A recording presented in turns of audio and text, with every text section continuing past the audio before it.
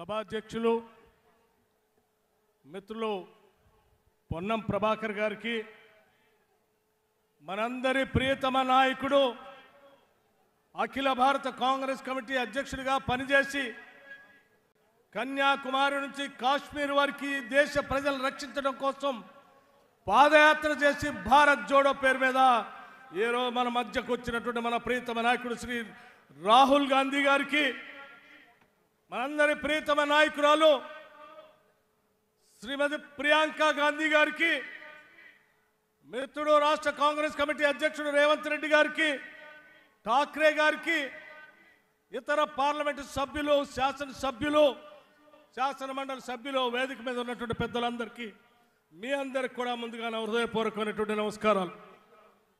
మిత్రులారా, అత్యంత వెనుకబడినటువంటి గిరిజన ప్రాంతంలో ఈరోజు అశేష జనవాహిలో ఈరోజు భారీ బహిరంగ సభ పెట్టుకున్నాం. పెద్దలు రాహుల్ గాంధీ గారు మనందరితో మమేకమై మనందరి ఆశలు నెరవేర్చడం కోసం అనేక పని ఒత్తిళ్లు ఉన్నప్పటికీ కూడా రామప్ప దేవాలయంలో పూజలు చేసి మనందరి జీవితాల్లో వెలుగు నిండాలని చెప్పి మన కోసం ప్రయాణమై వస్తూ ఉన్నారు.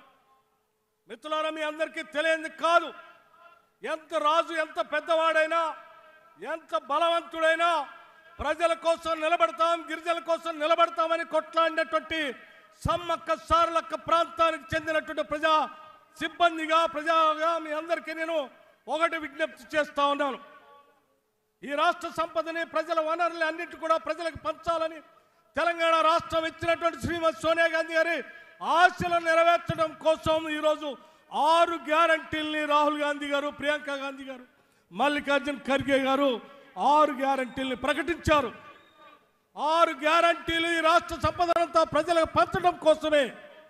ప్రతి గ్యారంటీని ఇంటింటికి తీసుకొని వెళ్ళి ఈ రాష్ట్ర సంపదనంతా ప్రజలకే పంచుతామని చెప్పేటువంటి కార్యక్రమాన్ని ప్రతి కార్యకర్త తీసుకోవాల్సిందిగా నేను విజ్ఞప్తి చేస్తా ఉన్నాను.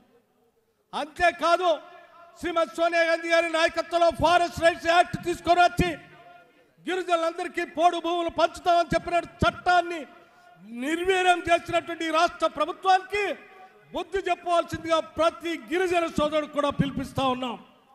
మిత్రులారా, పెద్దలంతా కూడా చాలా పెద్ద ఎత్తున మాట్లాడాల్సింది ఉంది. కాబట్టి పేదలకు ఇల్లు లేనటువంటి వాళ్ళకి ఇల్లు ఇచ్చేటువంటి 5 లక్షలు ఇచ్చేటువంటి ఇళ్ల స్థలం ప్రతి మహిళకి 2,500 రూపాయలు, ప్రతి విద్యార్థి చదువుకోవటానికి కావాల్సిన ఇంటర్నేషనల్ స్కూలు, అట్లాగే పెన్షన్స్ 4,000 రూపాయలు, రైతులకు ప్రతి ఎకరానికి 15,000 రూపాయలు సంవత్సరానికి ధాన్యానికి అదనంగా బోనస్గా క్వింటాలకి 500 రూపాయలు ఇచ్చేటువంటి గ్యారంటీస్ని ప్రకటించిన ఈ కాంగ్రెస్ ప్రభుత్వ కార్యక్రమాలని ప్రజలందరికీ తీసుకొని వెళ్ళవలసిందిగా మీ అందరికీ సవినయంగా మనవి చేస్తూ సెలవు తీసుకున్నాను. జై హింద్, జై కాంగ్రెస్.